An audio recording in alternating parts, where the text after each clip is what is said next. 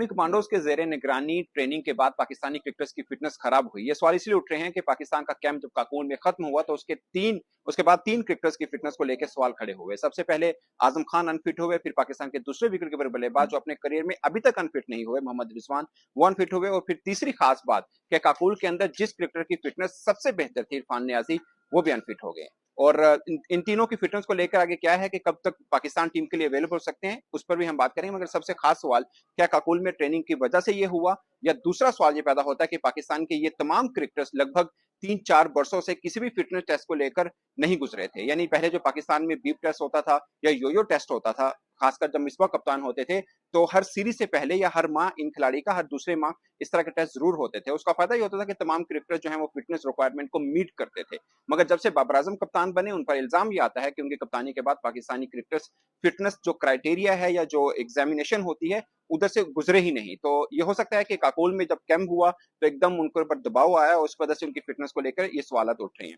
एक ये लॉजिक बनता है। दूसरा लॉजिक ये बनता है कि क्या फौजी कमांडोज के ज़ेरे निगरानी ट्रेनिंग जो हुई है उसमें वो मसल्स भी थोड़े एक्टिवेट हुए हैं जो क्रिकेट से रिलेटेड नहीं थे, क्या इस वजह से खिलाड़ियों की फिटनेस को लेकर सवाल हुए। तो उसका जवाब ये है कि ये काकोल में पाकिस्तान क्रिकेटर्स का पहला कैंप बिल्कुल नहीं था। इससे पहले भी पाकिस्तानी जो क्रिकेटर्स हैं लगभग 3-4 मरतबा पहले कैंप कर चुके थे। उस कैंप के बाद पाकिस्तानी क्रिकेटर्स को फायदा ही मिला था, खासकर जब मिसबाउल हक के कप्तानी में पाकिस्तानी क्रिकेटर्स ने वहां पर ट्रेनिंग की थी। उसके बाद पाकिस्तान इंग्लैंड टेस्ट सीरीज खेलने गया था जहां पाकिस्तान को पहले टेस्ट मैच में जीत मिली थी। उसके बाद पाकिस्तानी क्रिकेटर्स की फिटनेस सबको काफी खास फर्क नजर आया था।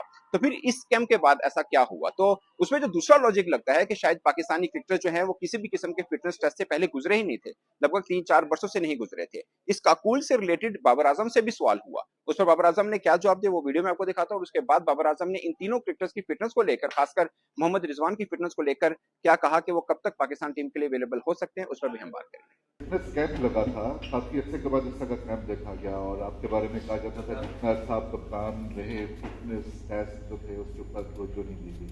ये 10-12 रोज का जो कैंप लगा था काबुल में, उसके बाद फिटनेस मसाइल हुए, ये सब खिलाड़ी वही हैं जो उस कैंप में भी शामिल थे। अगर आपने पहले बात की है तो आप, मेरे ख्याल से आपको ज़्यादा पता होगा कि उस दौरान कितनी क्रिकेट हुई है और बैक टू बैक सीरीज़ थी, क्योंकि रेस्ट का टाइम, इवन के हमें घर में जाने का या फैमिली टाइम स्पेंड करना बहुत मुश्किल टाइम मिल रहा था। लेकिन एज अ प्रोफेशनल आप इस चीज़ के लिए रेडी होते हैं और जब भी आप ऑन टूर होते हैं तो आप कोशिश करते हैं कि आप जब भी हमारे पास कोई टाइम होता है या शेड्यूल हमने ऐसा बनाया होता है कि हमने फिटनेस पे भी काम करना और स्किल्स पे भी काम करना है।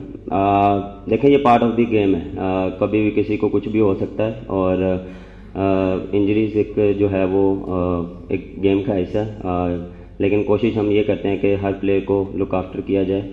तो दोस्तों बाबर आजम की माने तो उनको ये लगता है कि किसी भी मोड़ पर किसी भी क्रिकेटर की फिटनेस को लेकर कोई इस तरह का फिटनेस मिसाइल हो सकते हैं। तो साफ है बाबर आजम नहीं मानते कि काकूल की वजह से क्रिकेटर्स को किसी किस्म का फिटनेस का मसला रहा है। और मुझे लगता है कि यही वजह होगी कि पाकिस्तानी क्रिकेटर्स चूंकि 3-4 वर्षों से फिटनेस टेस्ट से नहीं गुजरे, तो शायद हो सकता है ये वजह हो, या शायद हर सीरीज से पहले, क्योंकि इससे पहले भी आप ले लें तो हारिस रऊफ जो है पाकिस्तान सुपर लीग के अंदर वो इंजर्ड हुए। इससे पहले एहसानुल्लाह जो पाकिस्तान के प्राइम फास्ट बॉलर हैं वो इंजरी से झूल रहे हैं। तो कुल मिला के पाकिस्तान के 5 मेन क्रिकेटर्स, और पांचों के पांचों कंसिडर हो सकते हैं पाकिस्तान के T20 वर्ल्ड कप पर्सपेक्टिव से, जो कि अभी फिल वक्त अनफिट हैं। मगर इस पर कप्तान बाबर आजम परेशान नहीं है। उसकी वजह यह है कि अगर आप हारिस रऊफ की बात करें, एहसानुल्लाह की बात करें, तो एहसानुल्लाह चूंकि पाकिस्तान के काफी लंबे अरसे से T20 में नहीं रहे हैं, अगरचे वो खेले जरूर हैं, मगर उनको लेकर पाकिस्तान ने अपना वर्ल्ड कप का प्लान तरतीब नहीं दिया। हाँ, हारिस रऊफ को लेकर जरूर तरतीब दिया, मगर मोहम्मद आमिर के आने के बाद उनकी भी शायद पाकिस्तान टीम को उस तरह की जरूरत ना रहे, यानी की बॉलर के तौर पर पाकिस्तान शायद उनको भी कंसिडर ना कर रहा हो। इन सब फिटनेस में जो फिटनेस मिसाइल में खिलाड़ी उलझे हुए हैं उनमें से 2 क्रिकेटर्स अहम हैं। एक इरफानुल्लाह नियाजी, जिन्होंने अब तक 2 T20 मैचेस खेले, दोनों में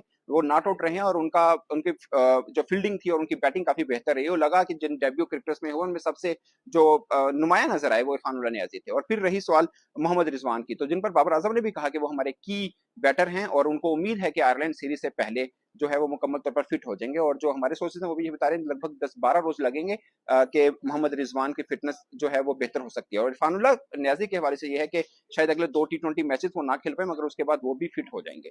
और रही बात हारिस रऊफ की, तो हमने कैंप में कल भी उन्हें यहाँ पे देखा कि यहाँ पर रिहेबिलिटेशन उनका चल रहा है और यहाँ पर हल्की बॉलिंग उन्होंने शुरू कर दी और लगभग आयरलैंड नहीं तो इंग्लैंड टूर के लिए वो भी पूरी तरह से पाकिस्तान टीम के लिए अवेलेबल हो सकते हैं।